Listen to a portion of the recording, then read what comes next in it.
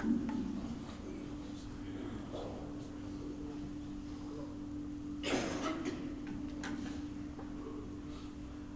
الحمد لله نحمده ونستعينه ونستغفره ونعوذ بالله من شرور أنفسنا ومن سيئات أعمالنا من يهده الله فلا مضل له ومن يضلل فلا هادي له وأشهد أن لا إله إلا الله وحده لا شريك له وأشهد أن محمدا عبده ورسوله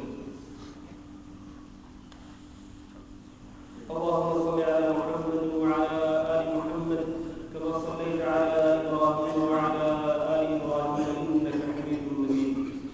اللهم بارك على محمد وعلى آل محمد كما باركت على إبراهيم وعلى آل إبراهيم إنك حميد مجيد أما بعد فإن خير الحديث كتاب الله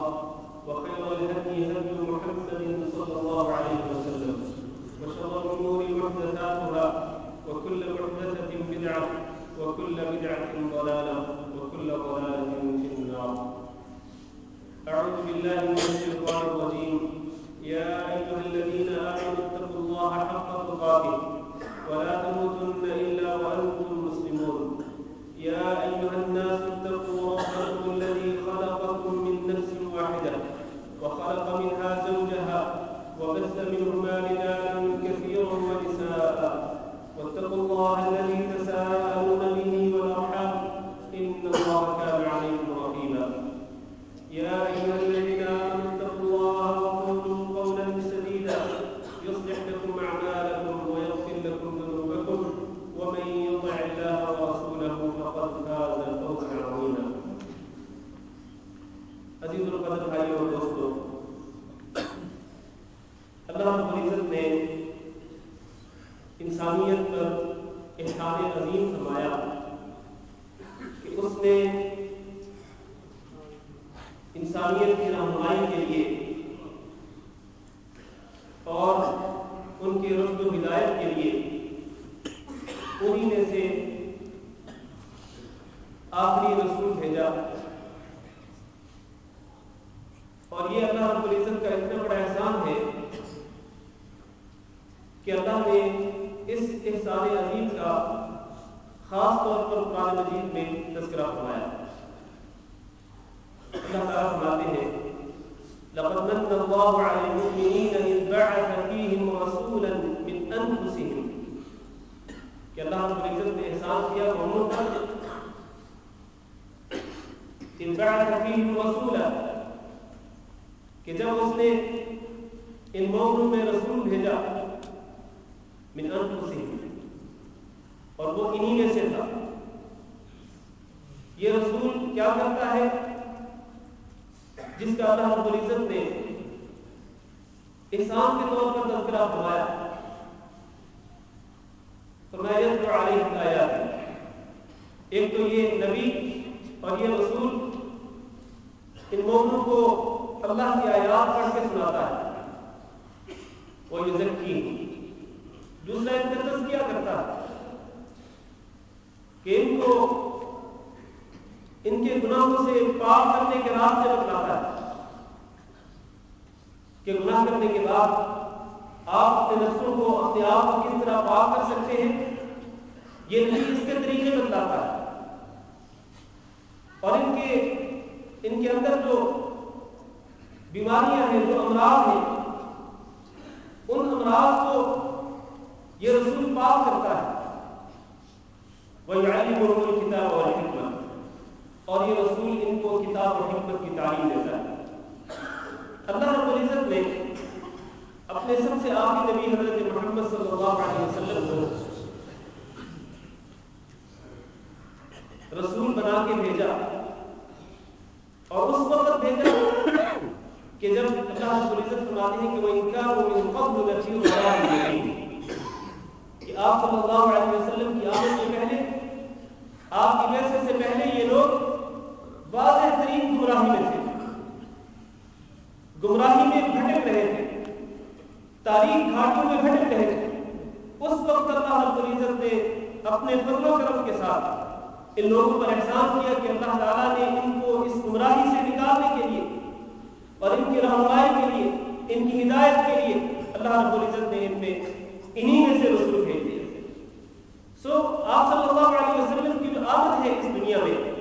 اور آپ صلی اللہ علیہ وسلم کی جو بعثت ہے وہ یقینی طور پر اللہ رب العزت کا بہت بڑا احسان ہے۔ گویا کہ نبی کریم صلی اللہ علیہ وسلم کی آمد تمام لوگوں کے لیے رحمت کا باعث ہے، اس لیے اللہ رب العزت نے ارشاد فرمایا کہ وما ارسلناک الا رحمۃ للعالمین، اور آپ صلی اللہ علیہ وسلم نے خود ارشاد فرمایا کہ یا ایھا الناس انما انا رحمۃ مہدیٰ، کہ لوگوں میں وہ رحمت ہوں کہ جس کو لوگوں کے لیے بطور ہدیہ پیش کیا گیا ہے۔ اس سے آپ تصور کر سکتے ہیں، اندازہ کر سکتے ہیں کہ آپ صلی اللہ علیہ وسلم کی اس دنیا میں آمد جو ہے وہ کتنی بڑی نعمت تھی اور کتنا بڑا احسان کیا اللہ رب العزت نے کہ جس کو رحمت کہا، آپ صلی اللہ علیہ وسلم کو اللہ تعالیٰ نے رحمت کہا اور آپ نے خود بھی اپنی آمد کو رحمت قرار دیا اور انسانیت کے لیے بطور ہدیہ اس کو قرار دیا۔ نبی کریم صلی اللہ علیہ وسلم وہ نبی ہیں کہ جن کو اللہ رب العزت نے قرآن مجید کے اندر سراج منیر قرار دیا،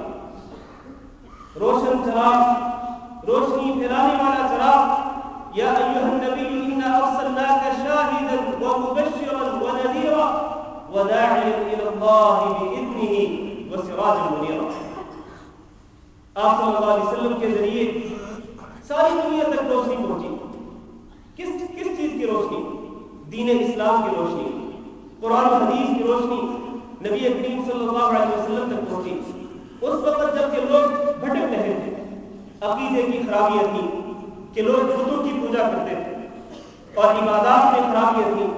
اسی طرح اخلاق و کردار میں بہت زیادہ خرابیاں تھیں، لوگ بری طرح سے بھٹکے ہوئے تھے۔ آپ صلی اللہ علیہ وسلم کو اللہ تعالیٰ نے بھیج کر ان کو روشنی دکھلائی،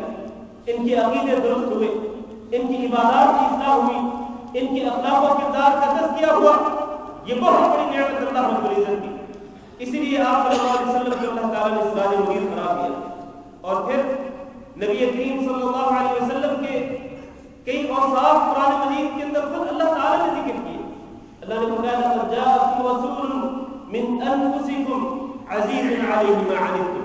حریص علیکم بالمؤمنین رؤوف رحیم، کہ تمہارے پاس وہ رسول آئے جو تمہیں میں سے ہے۔ یہ پہلی صفت کہ یہ رسول کن میں سے ہے؟ تم میں سے ہے، من انفسکم۔ اور اس سے ثابت ہوتا ہے کہ آپ صلی اللہ علیہ وسلم بشر میں سے ایک بشر، انسانوں میں سے ایک انسان تھے۔ اس میں کوئی شک نہیں کہ انسانوں میں سب سے بڑا رتبہ اور پوری انسانیت میں سب سے بڑا مقام و مرتبہ اسی رسول کو ملا۔ وہ مرتبہ اور وہ مقام اور وہ قدر و منزلت جو نبی کریم صلی اللہ علیہ وسلم کو اللہ تعالیٰ نے نصیب کی، وہ انسانوں میں کسی کو نصیب نہیں ہوئی۔ عام انسانوں کی تو بات چھوڑیے، انبیاء میں بھی کسی نبی کو وہ مقام نہیں ملا جو میرے اور آپ کے پیارے نبی حضرت محمد صلی اللہ علیہ وسلم کو ملا۔ آپ امام الانبیاء ہیں اور سید الرسل ہیں، سید الاولین والآخرین ہیں، تو آپ صلی اللہ علیہ وسلم کو اللہ تعالیٰ نے انسانوں میں سے ہی بھیجا۔ لقد جاءکم رسول من انفسکم، اور اللہ نے قرآن مجید کے اندر اس بات کو کھول کر کے بیان کر دیا کہ قل انما انا بشر مثلکم، میں تمہاری طرح ہی ایک انسان ہوں، میری خصوصیت یہ ہے کہ یوحی الی انما الہکم الہ واحد، کہ میری طرف اللہ تعالیٰ کی طرف سے وہی نازل ہوتی ہے کہ تمہارا الہ، تمہارا معبود برحق ایک ہی معبود ہے، رب اللہ۔ یہ آپ صلی اللہ علیہ وسلم کی خصوصیت ہے۔ اور آپ صلی اللہ علیہ وسلم کی زبانی اللہ تعالیٰ نے قرآن مجید میں یہ اعلان کروایا کہ ہل کنت الا بشرا رسولا، کہ میں ایک بشر ہی ہوں جس کو اللہ تعالیٰ نے رسول بنا کے بھیجا ہے، ایک انسان ہی ہوں۔ اور آپ دیکھیے آج بہت سارے لوگ آپ صلی اللہ علیہ وسلم کو بشر ماننے سے انکار کرتے ہیں، حالانکہ وہ لوگ جن میں نبی کریم صلی اللہ علیہ وسلم کو مبعوث کیا گیا، یعنی مشرکین مکہ اور وہ کفار مکہ، ان کا اعتراض کیا تھا؟ انہوں نے جب نبی کریم صلی اللہ علیہ وسلم کی رسالت اور آپ کی نبوت کو ماننے سے انکار کیا تھا تو انہوں نے اعتراض یہ کیا تھا کہ یہ کس طرح ہم اس کو نبی مان لیں، کس طرح ہم اس کو رسول مان لیں کہ یہ تو ہم میں سے ہی ہے، یہ ہماری طرح کھاتا پیتا ہے، ہماری طرح یہ شادیاں کرتا ہے، ہماری طرح یہ بازاروں میں جاتا ہے، یہ خرید و فروخت کے معاملات میں جاتا ہے، تو اس کو ہم کس طرح سے رسول مان لیں؟ تو آپ دیکھیں کہ وہ لوگ تو آپ صلی اللہ علیہ وسلم کو بشر مانتے تھے، حالانکہ وہ کفار تھے، وہ مشرکین تھے، وہ تو آپ صلی اللہ علیہ وسلم کو انسان تسلیم کرتے تھے اور اس کا اعتراض کرتے تھے اللہ رب العزت پر کہ اللہ نے اس انسان کو ہی رسول بنا کے بھیجنا تھا. لیکن آج کے بہت سارے مسلمان نبی کریم صلی اللہ علیہ وسلم کو بشر ماننے سے انکار کرتے ہیں. تو آپ صلی اللہ علیہ وسلم کے بارے میں اللہ نے فرمایا لقد جاءکم رسول من انفسکم عزیز علیہ ما عنتم. آپ صلی اللہ علیہ وسلم کی ایک صفت یہ ہے کہ آپ پر وہ چیز بڑی بھاری گزرتی ہے کہ جس سے امت کے لوگوں کو مشقت ہو. امت کے لوگوں کو اگر کسی کام سے مشقت ہو تو آپ صلی اللہ علیہ وسلم پر وہ بات بڑی بھاری گزرتی ہے، آپ کے لیے وہ چیز برداشت نہیں ہوتی. یہ بہت بڑی صفت آپ صلی اللہ علیہ وسلم کی. حریص علیکم، ایک اور صفت کہ آپ صلی اللہ علیہ وسلم مومنوں کی منفعت کے خواہش مند رہتے ہیں. ہر وقت ان کی یہ خواہش ہوتی ہے کہ مومن جہنم سے نجات پا جائیں. یہ سارے کے سارے لوگ، مومنوں کے علاوہ باقی سارے کے سارے انسان ہدایت پا جائیں، میرے اوپر ایمان لے آئے، اللہ کے دین کو قبول کر لیں اور وہ سارے کے سارے جنت میں داخل ہو جائیں، جہنت میں کوئی بھی نہ جانے پائے. اس منفعت کے خواہش مند تھے رسول اکرم صلی اللہ علیہ وسلم. اور آپ صلی اللہ علیہ وسلم ارشاد فرمایا کرتے تھے کہ لوگوں، میں تمہاری کمر سے پکڑ کر تمہیں اپنی طرف کھینچتا ہوں کہ تم کہیں جہنم میں نہ جا گرو، لیکن تم مجھ سے اپنا دامن چھڑا کر کے جہنم کی طرف زبردستی بھاگتے. یہ آپ صلی اللہ علیہ وسلم کی آپ دیکھیں کہ کس قدر خواہش تھی، کتنی تمنا تھی آپ صلی اللہ علیہ وسلم کی کہ آپ لوگوں کو کمر سے پکڑ پکڑ کر اپنی طرف کھینچتے تھے. حریص علیکم بالمؤمنین رؤوف رحیم. اور آپ صلی اللہ علیہ وسلم مومنوں کے لیے بڑے مہربان تھے، بڑے ہی مشفق تھے آپ صلی اللہ علیہ وسلم، بڑی شفقت کرتے تھے. آپ دیکھیں کہ آپ صلی اللہ علیہ وسلم ایک مرتبہ وہ اللہ کا فرمان پڑھ رہے ہیں، رب انہن اضللن کثیرا من الناس فمن تبعنی فانہ منی ومن عصانی فانک غفور رحیم. یہ حضرت ابراہیم علیہ السلام نے کہا. پھر نبی کریم صلی اللہ علیہ وسلم نے حضرت عیسیٰ علیہ السلام کی بات کو بھی دہرایا کہ ان تعذبهم فانهم عبادک وان تغفر لهم فانک انت العزیز الحکیم. یہ دونوں دعائیں جو ہیں ابراہیم علیہ السلام کی اور عیسیٰ علیہ السلام کی، یہ دعائیں پڑھی نبی کریم صلی اللہ علیہ وسلم نے اور اس کے ساتھ ہی آپ نے فرمایا اللہم امتی امتی، اے اللہ میری امت کو معاف کر دینا، اے اللہ میری امت کے حال میں رحم فرمانا. اور اس کے ساتھ ہی آپ صلی اللہ علیہ وسلم کی آنکھوں سے آنسو بہنا شروع ہو گئے. اس قدر آپ صلی اللہ علیہ وسلم مشفق تھے، مہربان تھے اپنی امت کے کہ آنکھوں سے آنسو بہنا شروع ہو گئے. اور اس قدر روئے نبی کریم صلی اللہ علیہ وسلم کی آپ کی داڑھی مبارک تر ہو گئی. اسی دوران اللہ تعالیٰ نے جبریل علیہ السلام کو بھیجا کہ جاؤ میرے نبی سے جا کر پوچھو کہ وہ کس لیے رو رہے ہیں. حالانکہ اللہ کو پتا تھا کہ آپ صلی اللہ علیہ وسلم کس لیے رو رہے ہیں. جبریل آئے، نبی کریم صلی اللہ علیہ وسلم سے سوال کیا. آپ صلی اللہ علیہ وسلم نے کہا کہ میں اپنی امت کے لیے رو رہا ہوں. پھر جبریل علیہ السلام گئے اللہ کے پاس، یہ بات جا کے پہنچائی. اللہ نے پھر واپس جو پیغام بھیجا وہ کیا تھا؟ وہ یہ تھا کہ جاؤ میرے نبی کو بتلاؤ کہ واللہ انا لنرضیک، کہ اللہ کی قسم، اللہ تعالیٰ اپنی قسم اٹھا کے کہتے ہیں کہ ہم اے نبی صلی اللہ علیہ وسلم آپ کو آپ کی امت کے بارے میں ضرور راضی کریں گے. آپ کی امت کے بارے میں آپ کو ضرور راضی کریں گے، آپ کو خوش کریں گے. یہ شفقت اور یہ مہربانی نبی کریم صلی اللہ علیہ وسلم کی امت کے حق. یہ سارے کے سارے اوصاف اللہ تعالیٰ قرآن مجید میں بیان کرتے ہیں نبی کریم صلی اللہ علیہ وسلم کے. اور آپ صلی اللہ علیہ وسلم وہ ہیں کہ جن کے اوصاف نہ صرف قرآن مجید کے اندر ہے بلکہ آپ کی صفات حمیدہ کا تذکرہ تورات اور انجیل میں بھی ملتا ہے. تو قرآن مجید میں اللہ تعالیٰ نے فرمایا کہ الذین یتبعون الرسول النبی الامی الذی یجدونہ مکتوبا عندهم فی التوراۃ والانجیل، کہ جس کو یہ لکھا ہوا پاتے ہیں تورات اور انجیل کے اندر، یہ وہ نبی ہے. اور یہ کیا کرتا ہے، اس کے اوصاف کیا ہے؟ تورات اور انجیل کے اندر اس کے اوصاف یہ لکھے ہوئے ہیں کہ یأمرهم بالمعروف وینہاهم عن المنکر ويحل لهم الطيبات ويحرم عليهم الخبائث ويضع عنهم إصرهم والأغلال التي كانت عليهم. اتنا وقت نہیں ہے کہ یہ اس آیت کی پوری تفسیر اور پورا ترجمہ اور تشریح اس کی بیان کروں. آپ جا کے قرآن مجید کے اندر سورۃ الاعراف کی آیت موجود ہے، آپ جا کے دیکھ سکتے ہیں کہ تورات اور انجیل کے اندر نبی کریم صلی اللہ علیہ وسلم کے یہ کون سے اوصاف جن کا تذکرہ اللہ تعالیٰ نے قرآن مجید کے اندر بھی کر دیا. اور یہی نبی کریم صلی اللہ علیہ وسلم ہی ہے کہ جن کے متعلق حضرت ابراہیم علیہ السلام دعا کیا کرتے ہیں، ربنا وابعث فیہم رسولا منہم، ربنا وابعث فیہم رسولا منہم، اور یہی وہ رسول ہیں کہ جن کی بشارت حضرت عیسیٰ علیہ السلام نے بھی دی، ومبشرا برسول یأتی من بعد اسمہ احمد۔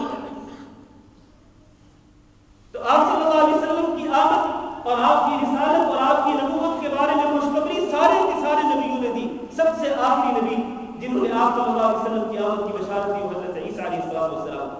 اس لیے حضرت حسان رضی اللہ تعالیٰ عنہ کہا کرتے تھے، اور یہ اس ضمن میں کہ آپ صلی اللہ علیہ وسلم کے نام کو اللہ تعالیٰ نے اتنی بلندی دی،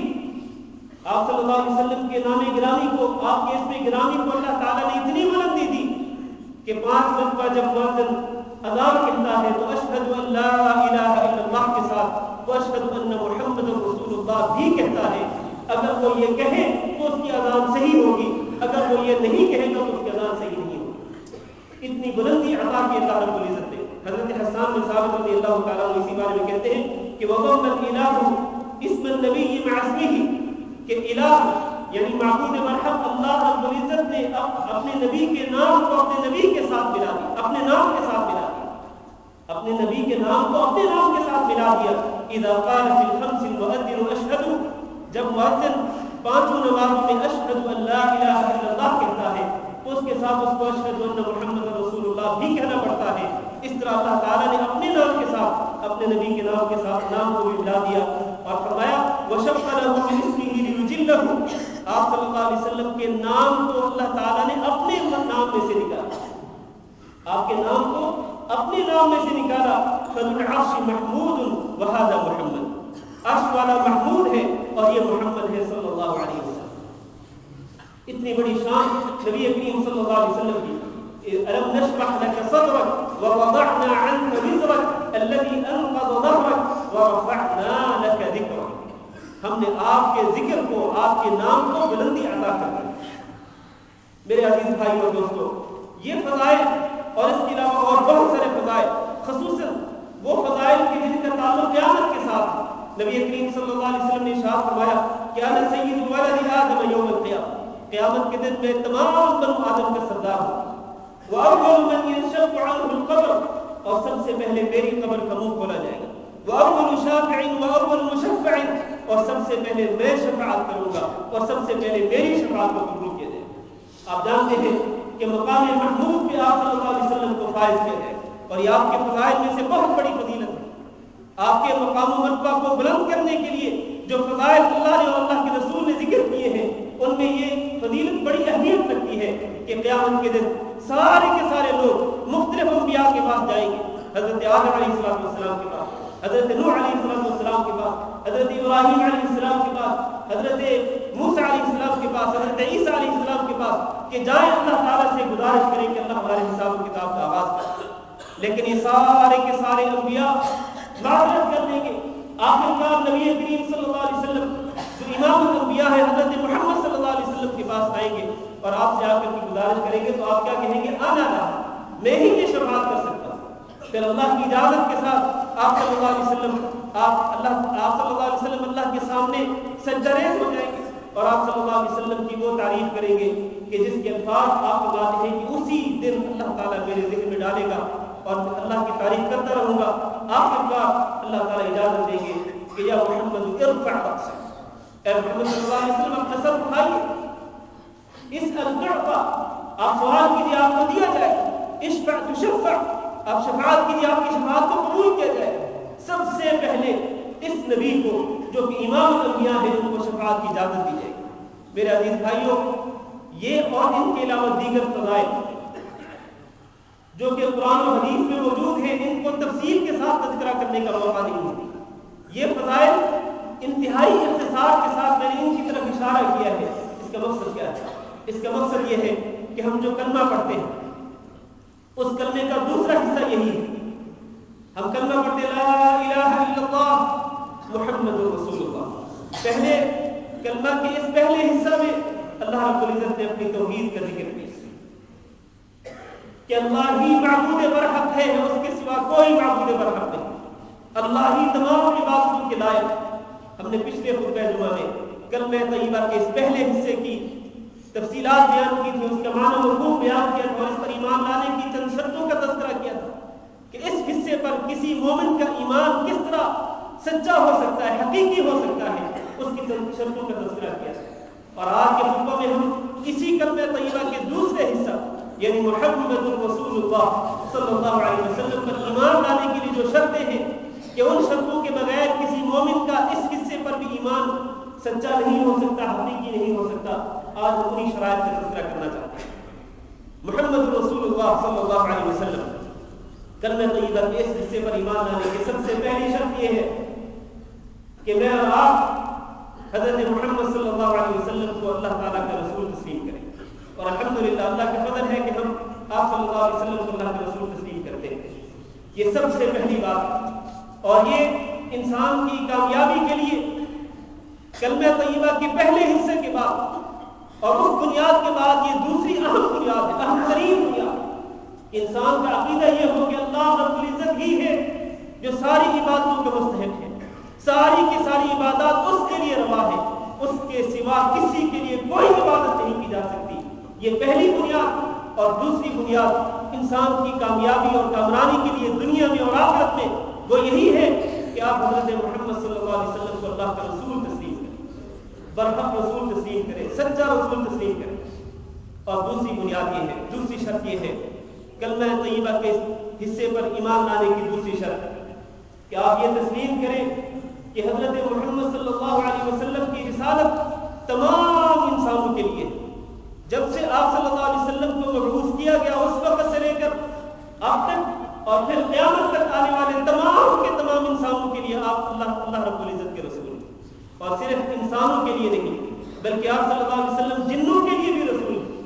آپ جانتے ہیں کہ اللہ تعالیٰ نے جنوں کو نبی کریم صلی اللہ علیہ وسلم کے پاس بھیجا تھا، اور آپ صلی اللہ علیہ وسلم کو بھی بھیجا تھا جنات کے پاس کہ جائیں آپ نے جنوں کو جا کے اپنا پیغام پہنچائیں۔ سورۃ الاحقاف کے آخر میں وہ ساری چیز موجود ہے تفصیل کے ساتھ کہ وَإِذْ صَرَفْنَا إِلَيْكَ نَفَرًا مِنَ الْجِنِّ يَسْتَمِعُونَ الْقُرْآنَ فَلَمَّا حَضَرُوهُ قَالُوا أَنصِتُوا فَلَمَّا قُضِيَ وَلَّوْا إِلَىٰ قَوْمِهِمْ مُنذِرِينَ قَالُوا يَا قَوْمَنَا إِنَّا سَمِعْنَا۔ یہ ساری آیات جو ہیں سورۃ الاحقاف کے آخر میں اسی سلسلے میں ہے جو اس بات کو ثابت کرتی ہے کہ نبی کریم صلی اللہ علیہ وسلم کی نبوت اور آپ کی رسالت نہ صرف انسانوں کے لیے تھی بلکہ جنوں کے لیے بھی۔ تو سارے کے سارے انسانوں کے لیے آپ کو رسول ماننا ضروری ہے، اور کسی بھی انسان کے لیے کوئی چارہ نہیں ہے سوائے اس کے کہ وہ آپ صلی اللہ علیہ وسلم کو اللہ کا رسول مانے۔ اس لیے کہ اللہ تعالیٰ نے قرآن مجید میں یہ واضح کر دیا ہے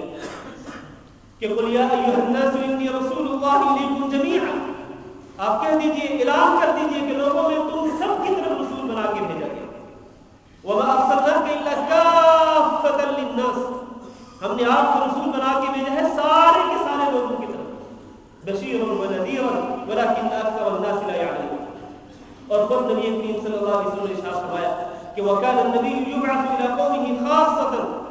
مجھ سے پہلے ایک نبی اپنی قوم کی طرف ہی بھیجا جاتا تھا، وبعثت الی الناس عامۃ، جبکہ مجھے تمام کے تمام لوگوں کی طرف نبی بنا کے بھیجا گیا۔ اور بلکہ صحیح مسلم میں ایک حدیث ہے، آپ صلی اللہ علیہ وسلم نے کھول کر یہ بات واضح کر دی، فرمایا کہ والذی نفس محمد بیدی، اس ذات کی قسم کے جس کے ہاتھ میں محمد صلی اللہ علیہ وسلم کی جان ہے، لا يسمع بی احد من هذه الامہ، اس امت میں سے کوئی بھی شخص جو میرے بارے میں سنے گا، یہودی ولا نصرانی، چاہے وہ یہودی ہو یا نصرانی ہو، کسی بھی مسلک کسی بھی مذہب سے تعلق رکھنے والا، کسی بھی الہ کو پوجنے والا، کسی بھی دیانت سے تعلق رکھنے والا، یہودی ہو، نصرانی ہو، ہندو ہو، کوئی بھی ہو، چاہے وہ آتش پرست ہو یا کوئی بھی انسان ہو، جو میرے بارے میں سنے ثم یموت ولم یؤمن بالذی ارسلت بہ، اور پھر وہ مر جاتا ہے اس سے پہلے کہ وہ میری شریعت پر ایمان لائے، میری شریعت پر ایمان لانے سے پہلے اس کی موت آ گئی، فرمایا الا کان من اصحاب النار، تو وہ یقینی طور پر جہنمی ہو۔ اس حدیث سے تو بات بالکل واضح ہوگی کہ تمام یہود و نصارہ پر اور باقی تمام دیانات سے تعلق رکھنے والے لوگوں کے لیے لازم ہے کہ وہ حضرت محمد صلی اللہ علیہ وسلم کی رسالت کو تسلیم کریں، آپ کی نبوت پر ایمان لائیں، اور آپ جو دین لے کر کے آئے، آپ جو شریعت لے کر کے آئے، اس کو دل سے تسلیم کریں۔ یہ بات میں اس لیے کہہ رہا ہوں کہ آج بعض لوگ یہ دعویٰ کرتے ہیں کہ کوئی حرج نہیں، اگر کوئی شخص یہودیت پر قائم ہے وہ تو راضی کو ماننے والا ہے نا، وہ بھی تو اللہ کی کتاب ہے۔ اور اگر کوئی شخص نصرانی ہے تو وہ بھی تو انجیل کو ماننے والا ہے، آسمانی کتاب اللہ کی طرف سے نازل کی ہوئی کتاب کو ماننے والا ہے، گویا کہ وہ اللہ کو بھی مانتا ہے، اللہ کے نبیوں کو بھی مانتا ہے۔ تو کوئی حق نہیں، کوئی مسلمان ہو، کوئی یہودی ہو، کوئی نصرانی ہو، کوئی فرق نہیں پڑتا۔ یہ بات لوگ جو ہے وہ اس طرح کی بات کرتے ہیں اور افسوس کے ساتھ کہنا پڑتا ہے کہ تعلیم یافتہ لوگ جو ہیں وہ آج اس بات کا دعویٰ کر رہے ہیں، بلکہ ایک نئی اصطلاح نکال لی ہے بعض لوگوں نے، کہتے ہیں کہ کچھ لوگ اللہ تعالیٰ نے در حقیقت لوگوں کو دو قسموں میں تقسیم کر دیا ہے، ایک بلیورز ہے اور دوسرے نان بلیورز، اور کہتے ہیں کہ بلیورز میں وہ سارے کے سارے لوگ آتے ہیں جو اللہ کو مانتے ہیں، ان میں مسلمان بھی ہیں، یہودی بھی ہیں، نصرانی بھی ہیں، اور نان بلیورز میں وہ ہیں کہ جو اللہ کو نہیں مانتے، وہ کفار ہیں، ان میں وہ آتے ہیں۔ تو کہتے ہیں کہ بلیورز میں جتنے بھی لوگ ہیں، یہودی ہو، نصرانی ہو، مسلمان ہو، جو بھی ہو، وہ سارے کے سارے جنتی ہیں۔ اور یہ بہت بڑا مقابلہ ہے، بہت بڑا دھوکہ ہے، جبکہ رسول اکرم صلی اللہ علیہ وسلم نے یہ بات واضح کر دی کہ کوئی یہودی، کوئی نصرانی اگر میری رسالت کو نہیں مانتا، میری شریعت کو تسلیم نہیں کرتا ہے، میری نبوت پر ایمان نہیں لاتا ہے، میرے دین کے سامنے اپنے آپ کو نہیں جھکاتا ہے، تو وہ یقینی طور پر جہنمی ہے۔ پھر کس طرح ہم کہتے ہیں کہ وہ جنت میں جائے گا، جو یہودی ہو یا نصرانی ہو؟ تو آپ صلی اللہ علیہ وسلم کی رسالت کو اس طرح مانا جائے کہ آپ کی رسالت دنیا بھر کے سارے لوگوں کے لیے، جو اولین تھے آپ کی آمد کے بعد اور جو آخرین ہیں جو قیامت تک آئیں گے، چاہے وہ کسی ملک کے رہنے والے ہوں، کسی قوم سے تعلق رکھتے ہوں، کسی دیانت سے تعلق رکھتے ہوں، سارے کے سارے لوگوں کے لیے یہ لازم ہے کہ آپ صلی اللہ علیہ وسلم کی رسالت کو تسلیم کریں۔ ایک اور بات یہ ہے کہ کلمہ طیبہ کی جو حصہ ہے لا الہ الا اللہ کے بعد محمد رسول اللہ صلی اللہ علیہ وسلم، اس حصے پر کسی بندے کا ایمان اس وقت تک سچا اور حقیقی نہیں ہو سکتا ہے جب تک کہ وہ یہ تسلیم نہ کرے کہ حضرت محمد صلی اللہ علیہ وسلم اللہ کے بندے ہیں۔ آپ صلی اللہ علیہ وسلم کیا ہے؟ اللہ کے بندے ہیں، اللہ کی بندگی کرنے والے۔ کلمہ شہادت میں ہم یہی بات تو کہتے ہیں، اشہد ان لا الہ الا اللہ وحدہ لا شریک لہ واشہد ان محمدا عبدہ ورسولہ، عبدہ ورسولہ، کہ حضرت محمد صلی اللہ علیہ وسلم اللہ کے بندے ہیں اور اس کے رسول ہیں۔ اور یہ وہ عظیم وصف ہے،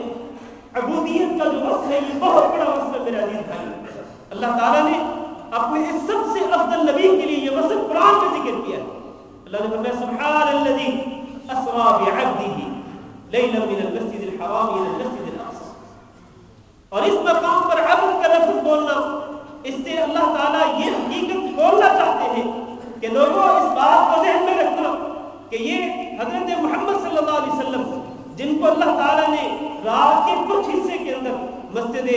حرام سے مسجد اقصی تک کی سیر کرائی، اور پھر وہاں سے اللہ تعالیٰ معراج کے لیے آپ کو اوپر لے گئے، آسمانوں سے بھی اوپر سدرۃ المنتہا تک، جہاں تک اللہ تعالیٰ نے چاہا آپ کو جنت کی سیر کرائی، آپ کو اپنی قدرت کی نشانیاں دکھائیں۔ اللہ تعالیٰ نے اس مقام پر عبد کا لفظ آپ کے بارے میں بول کر یہ حقیقت بیان کر دی کہ لوگوں آپ صلی اللہ علیہ وسلم اتنے بڑے مقام پر پہنچنے کے باوجود بھی وہ اللہ کے بندے عبد ہیں، اللہ کی بندگی کرنے والے۔ کہیں ایسا نہ ہو کہ آپ کے اس معراج والے معجزے کو سامنے رکھتے ہوئے آپ ان کو معبود سمجھنا شروع کر دیں،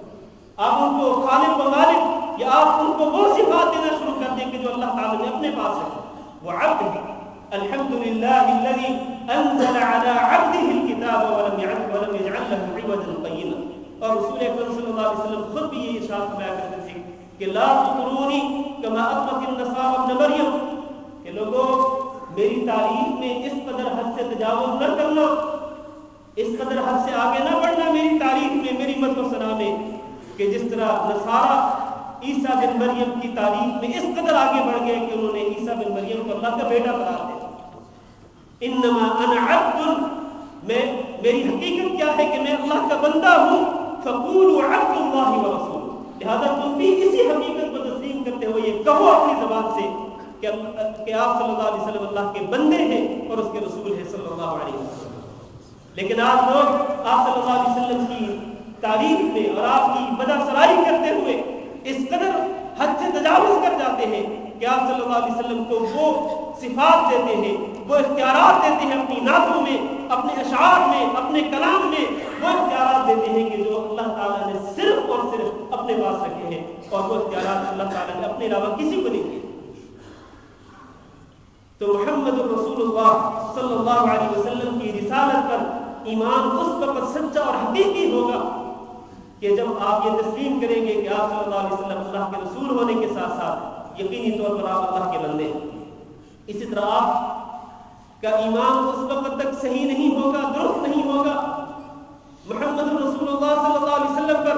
جب تک آپ یہ تسلیم نہیں کرتے کہ آپ صلی اللہ علیہ وسلم آخری نبی، کہ آپ کے بعد قیامت تک کوئی نبی آنے والا نہیں۔ لیکن رسول ما كان محمد ابا احد من رجالكم ولكن رسول اللہ وخاتم النبیین، نبیوں کا سلسلہ ختم ہو گیا آپ صلی اللہ علیہ وسلم کی بعثت کے ساتھ۔ اور اس کی مثال نبی کریم صلی اللہ علیہ وسلم بیان فرمایا کرتے تھے کہ جس طرح ایک انسان ایک خوبصورت گھر بنائے اور اس کو خوب سنوارے، خوب اس کی تزئین کرے، لیکن ایک اینٹ کی جگہ کو چھوڑ دے، لوگ آئیں اس کے گھر کو دیکھنے کے لیے تو بڑی تعریف کریں کہ یہ گھر بڑا خوبصورت ہے، لیکن وہ ساتھ ہی یہ بھی کہیں کہ کاش اس اینٹ کو بھی رکھ دیا جاتا، یہ جو خالی جگہ چھوڑی گئی ہے یہ بھی پر کر دی جاتی تو اس گھر کی زینت میں، اس کی خوبصورتی میں اور اضافہ ہو جاتا۔ تو رب نبی کریم صلی اللہ علیہ وسلم فرماتے ہیں کہ نبوت کی عمارت میں آخری اینٹ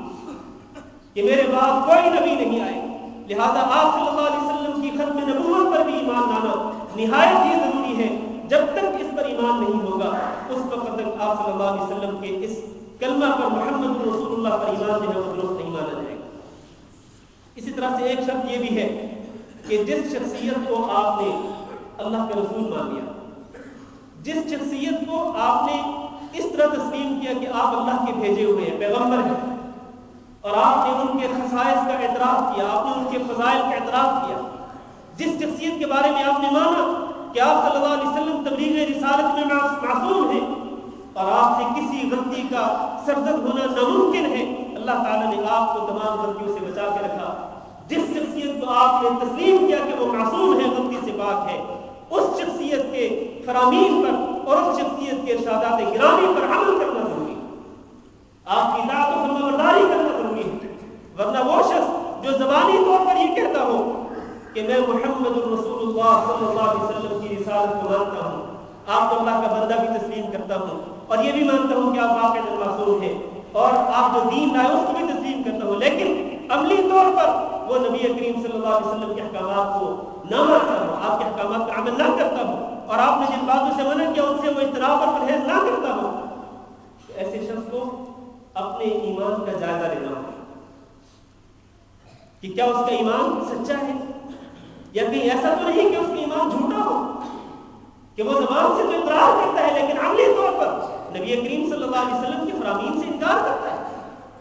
آپ کے فرامین پر عمل نہیں کرتا ہے۔ تو اس کلمہ طیبہ کے اس حصے پر آپ کا ایمان اس وقت درست مانا جائے گا کہ جب آپ محمد اکرم صلی اللہ علیہ وسلم کے تمام احکامات پر عمل کریں اور آپ صلی اللہ علیہ وسلم نے جن باتوں سے منع کر دیا ان سے اجتناب اور پرہیز کریں۔ اللہ نے قرآن مجید میں ارشاد فرمایا ما آتاکم الرسول فخذوه وما نهاکم عنه فانتهوا، کہ لوگوں جس بات کا حکم دے تمہیں یہ رسول اکرم صلی اللہ علیہ وسلم اس پہ عمل کرو، اس کو مضبوطی سے تھام دو، وما نهاکم عنه، اور جس بات سے منع کرتے اس سے سختی سے پرہیز کرو، اجتناب کرو اس۔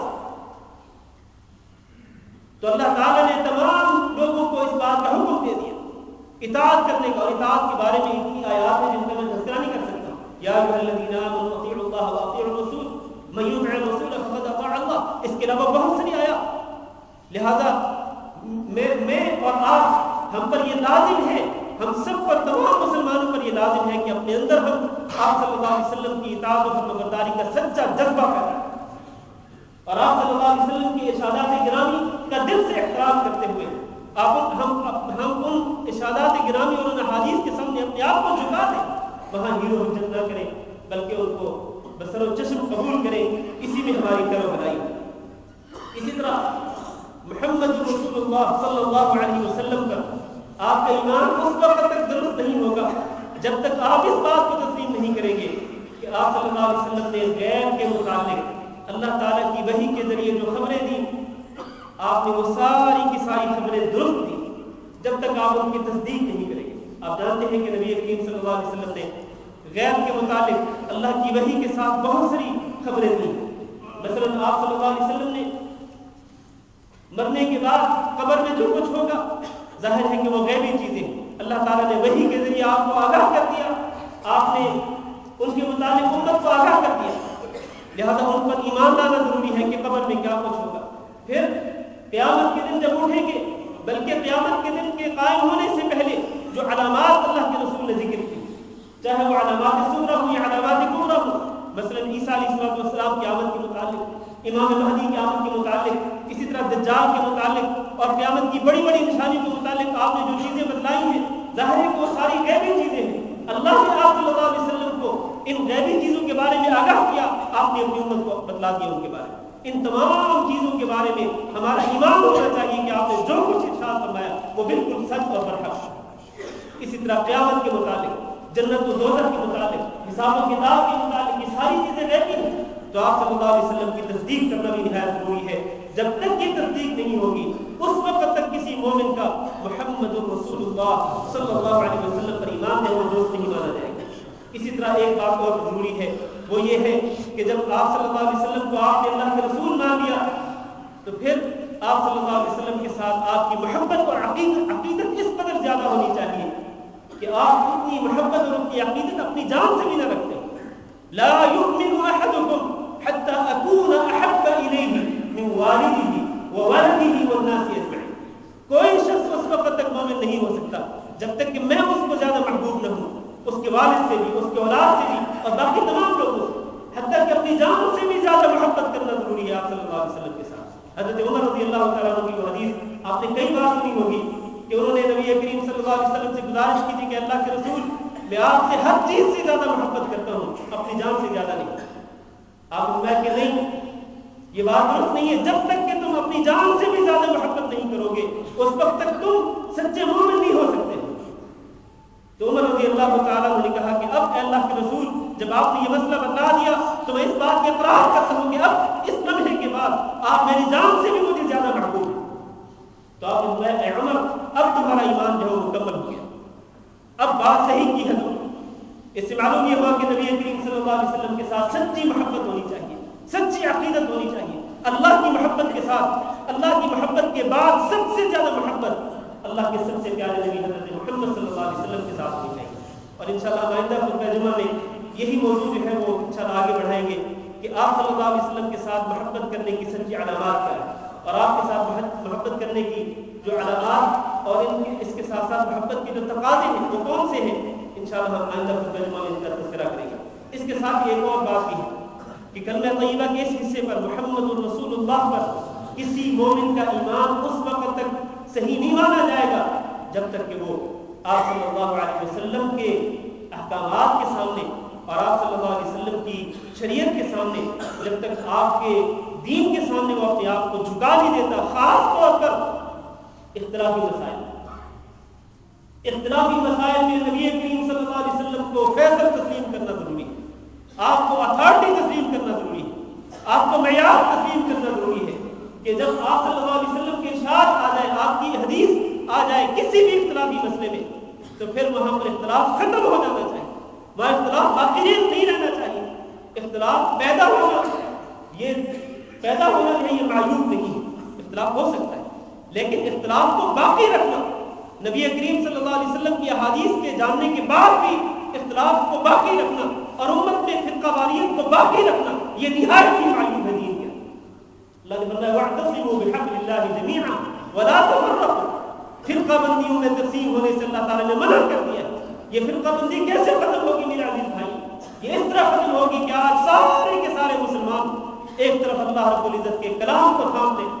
اللہ کے قرآن کو تھام لیں، اور دوسرے ہاتھ سے نبی کریم صلی اللہ علیہ وسلم کے فرمان کو تھام لیں، اور ان دونوں کو اپنے گلے کا ہاتھ بنا لیں، ان دونوں کو اپنا دستور حیات بنا لیں، تو پھر کوئی وجہ نہیں ہے کہ امت کے اندر اختلاف آ جائے۔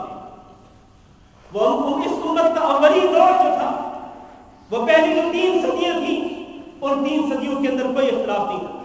اور جب کبھی اختلاف ہوتا تھا تو قرآن و حدیث کی روشنی میں وہ اختلاف ختم کر دیا جاتا تھا، اور وہ امت ایک امت تھی، امت واحدہ، وہ امت ایک امت تھی، اور وہ ایک امت بن کر کے وہ دوسری امتوں سے لڑا کرتی تھی،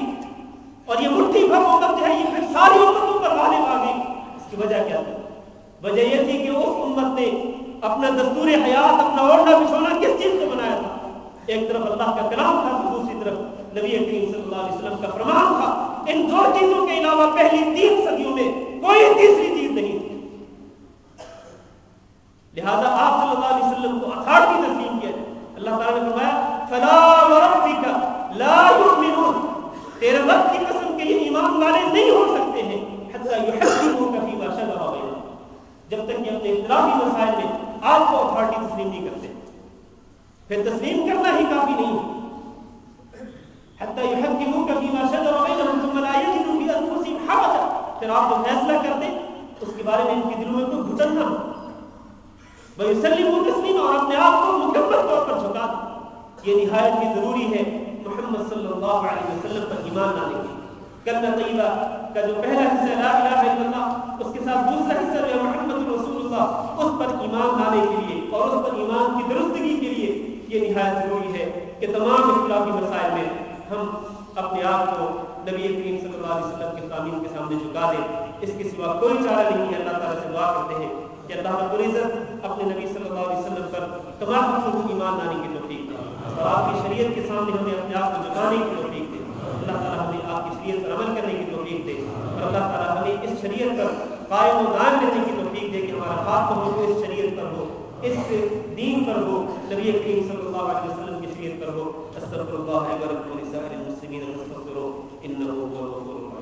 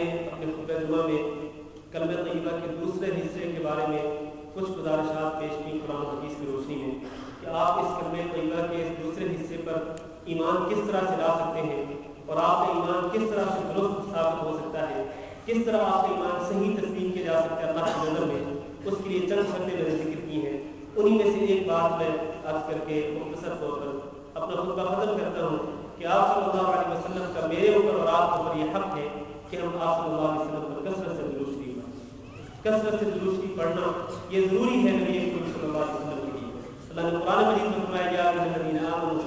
صلوا علیہ وسلموا تسلیما، اور نبی کریم صلی اللہ علیہ وسلم نے اس کی بڑی فضیلت بیان فرمائی. آپ نے کہ جو شخص ایک مرتبہ نبی پر درود شریف بھیجتا ہے تو اللہ تعالیٰ اس پر 10 رحمتیں بھیجتا ہے. اور آپ نے فرمایا کہ جو شخص ایک مرتبہ درود شریف پڑھتا ہے تو اللہ تعالیٰ اس کے 10 گناہوں کو معاف کر دیتا ہے اور اس کے 10 درجات بلند کر دیتا ہے.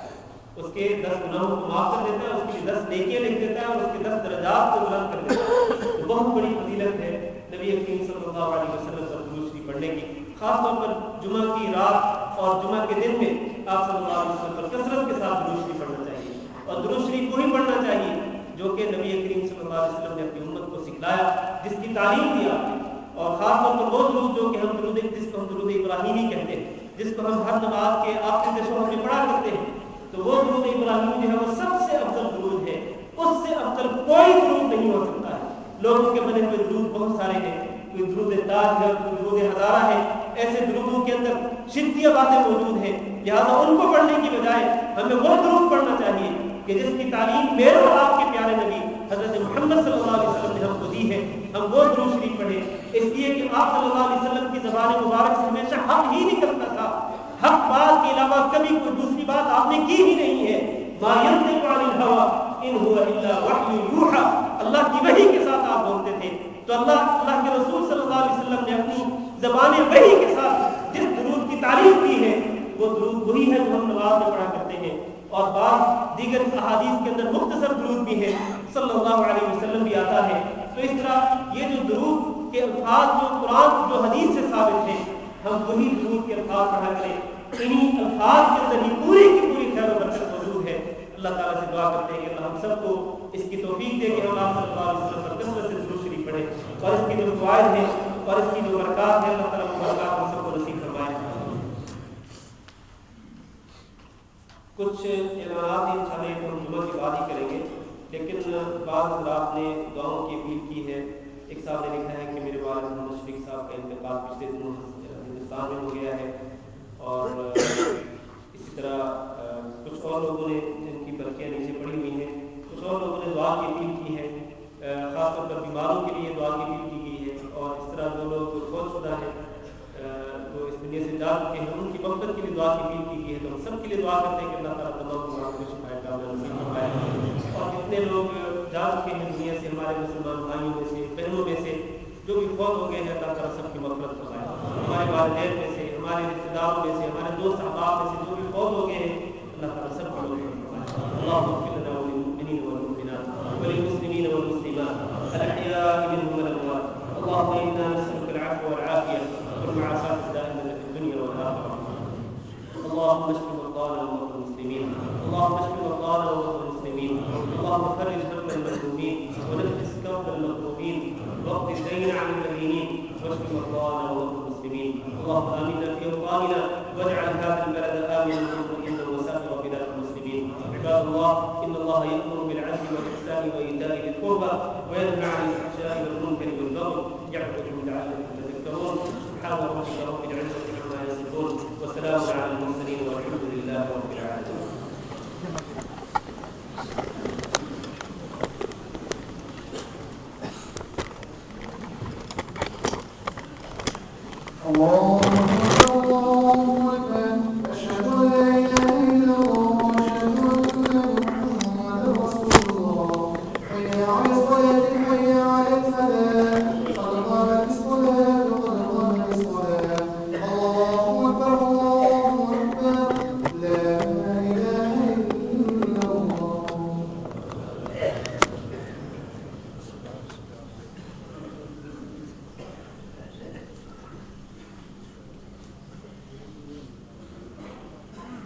سفید درست کر لیں.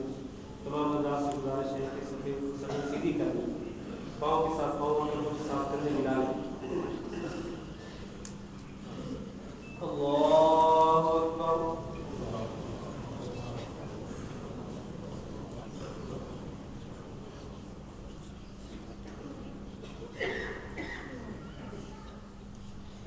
الحمد لله رب العالمين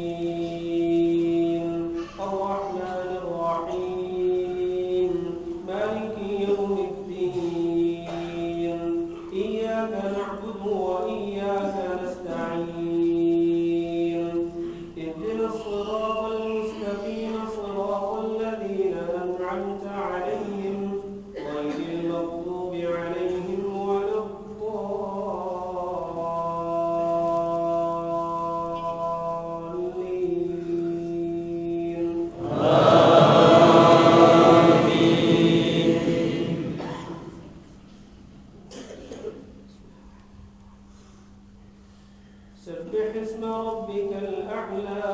الذي خلق فسوى والذي قدر فهدى والذي أخرج المرعى فجعله غثاء أحوى سنقرئك فلا تنسى إلا ما شاء الله إنه يعلم الجهر وما يخفى ونيسرك لليسرى فذكر إن نفعت الذكرى سيذكر من يخشى ويتجنبها الأشقى الذي يصلى النار الكبرى ثم لا يموت فيها ولا يحيا قد أفلح من تزكى وذكر اسم ربه فصلى بل تؤثرون الحياة الدنيا والآخرة خير وأبقى إن هذا لفي الصحف الأولى صحف إبراهيم وموسى. الله أكبر.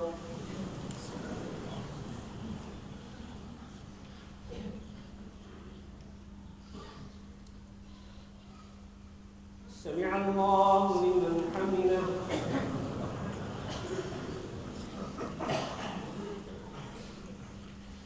الله أكبر.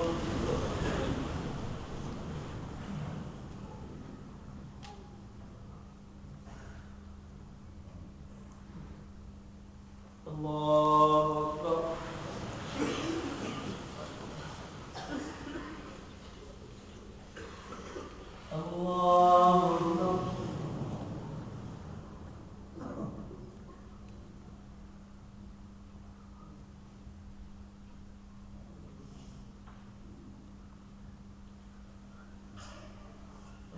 الله أكبر.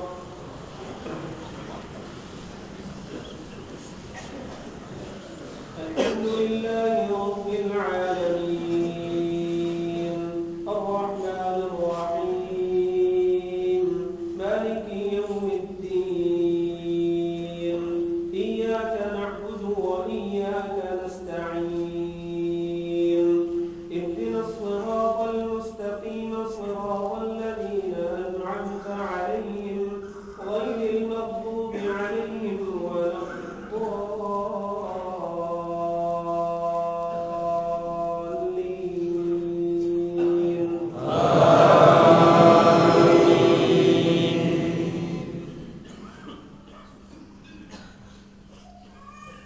ألم نشرح لك صدرك ووضعنا عنك وزرك الذي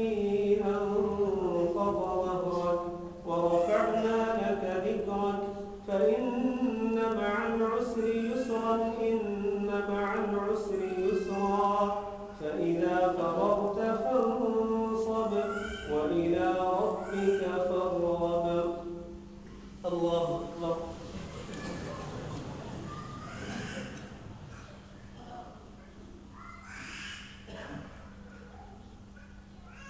سمع الله لمن حمده.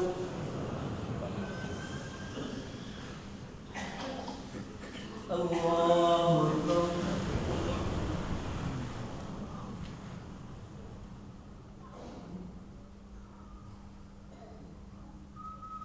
الله أكبر.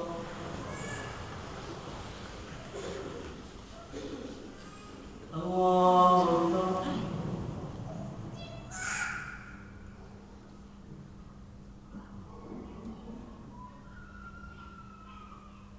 الله أكبر.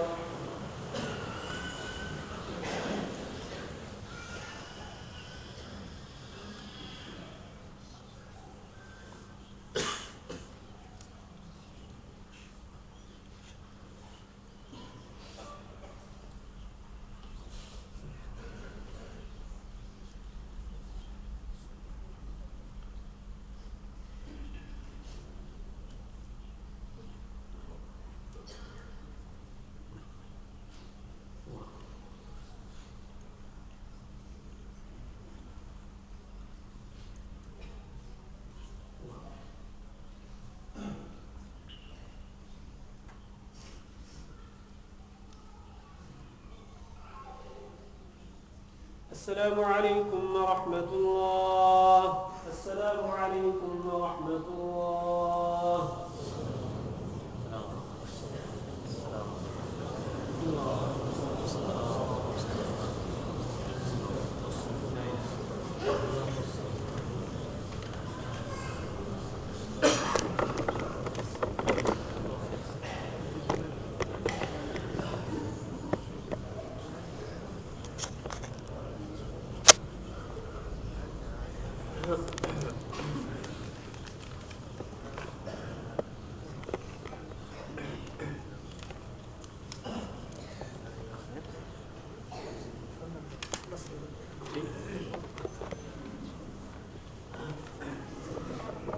بسم الله الرحمن الرحيم.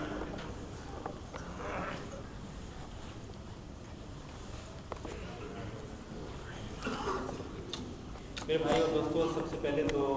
دو ضروری اعلان ہیں، بلکہ تین اعلان ہیں. ایک اعلان تو یہ ہے کہ جس طرح آپ جانتے ہیں کہ ہمارا ایک ماہانہ پروگرام قرطبہ میں ہوتا ہے جمعیت الاسلامی کے مرکزی ہال میں، جو کہ جمعیہ قرطبہ کے بالکل ساتھ ہے، اور جہاں پر آئی ٹیسٹ ہوتا ہے ڈرائیونگ کے لیے، اس کے ساتھ ہی جمعیت احتراز اسلامی قربہ کے مرکزی ہال میں انشاءاللہ آئندہ جمعرات کو ہمارا ماہانہ پروگرام ہوگا عشاء کی نماز کے بعد۔ اس میں انشاءاللہ 2 درس ہوں گے نبی کریم صلی اللہ علیہ وسلم کے معجزات کے حوالے سے، اور خاص طور پر نبی کریم صلی اللہ علیہ وسلم کے دنیا میں آمد کے حوالے سے اور آپ کے میلاد کے حوالے سے ایک بہت ہی اہم درس ہوگا۔ تو آپ اللہ سے گزارش ہے کہ آپ اس پروگرام میں ضرور شریک ہوں۔ اس پروگرام کے متعلق جو اشتہارات ہیں وہ آپ کو باہر مل سکتے ہیں۔ اسی طرح ہمارا دوسرا جو اعلان ہے وہ بڑا اہم اعلان، وہ یہ ہے کہ انشاءاللہ 10 فروری کو ہمارا ایک باہر کا کیمپ کا پروگرام ہو رہا ہے، مخیم کا، جو ہر سال ہوتا ہے جہرت سے آگے کیمپ کا پروگرام۔ تو اس پروگرام میں تفریح بھی ہوتی ہے اور اس میں دین کے متعلق بھی بہت کچھ ہوتا ہے۔ وہ چونکہ جمعہ کے دن ہوگا، 10 فروری جمعہ کے دن، یہ صبح 8 بجے سے لے کر کے شام 4 بجے تک ہوگا انشاءاللہ یہ پروگرام۔ تو اس دوران ایک شروع میں درس ہوگا، پھر اس کے بعد گیمز بھی ہوں گی تفریح کے لیے، مردوں کی الگ ہوگی، عورتوں کی الگ ہوگی، اور اسی طرح اس کے بعد خطبہ جمعہ بھی ہوگا۔ اس کے بعد پھر کوئز پروگرام بھی ہوگا، معلوماتی چیزیں آپ کو بہت ساری مل سکتی ہیں وہاں پر۔ تو یہ ایک فیملی کے لیے تفریحی پروگرام ہے، اور فیملیز کے لیے بھی، اور اس طرح جو باقی جو جن کی فیملیز یہاں پر دی ہیں سب لوگوں کے لیے اس میں شرکت کی دعوت ہے۔ اور اس پروگرام کے متعلق جو اشتہارات ہیں وہ آپ کو باہر مل سکتے ہیں، اور اس کے ساتھ ہی یہ بھی ضروری ہے کہ اس پروگرام میں شرکت کے لیے پر ہیڈ 1 دن رات کا ٹکٹ رکھا گیا ہے۔ تو آپ جو ہیں جو حضرات اس پروگرام میں شرکت کے خواہش مند ہوں، اور بلکہ آپ سب کو شرکت کرنی بھی چاہیے، ایک تفریحی دینی پروگرام ہے، باہر کا پروگرام ہے، تو آپ سب اس میں شریک ہوں۔ اور باہر یہ ٹکٹ موجود ہیں ساتھیوں کے پاس، وہ ٹکٹ بھی آپ لے سکتے ہیں، پر ہیڈ 1 دینار کا ٹکٹ ہے۔ ایک اور اعلان یہ ہے کہ پاکستانی ڈاکٹرز کی سوسائٹی کی طرف سے آج پاکستان انگلش اسکول مقابل مسجد بلقیس پارک جلیل شیوخ میں فری میڈیکل کیمپ کا انعقاد کیا گیا ہے۔ وہ جو پرانے مریض ہیں اپنے میڈیکل ٹیسٹ ہمراہ لائے، تو اس جو یہ میڈیکل کیمپ لگایا جا رہا ہے، فری کیمپ ہے یہ، اس کی خدمات سے آپ فائدہ اٹھا سکتے ہیں۔ یہ جلیل شیوخ میں پاکستان انگلش اسکول جو ہے اس کے بالکل مقابل مسجد بلقیس کے ساتھ ہی یہ فری میڈیکل کیمپ لگایا جا رہا ہے، جس سے آپ استفادہ کر سکتے ہیں۔ اور تیسرا اعلان یہ ہے کہ بلکہ چوتھا اعلان کہ آئندہ جمعہ المبارک مولانا احمد علی سراج صاحب پڑھائیں کہ تمام اردو جاننے والے حضرات کو شرکت کی دعوت دی جاتی ہے۔ جزاکم اللہ خیر۔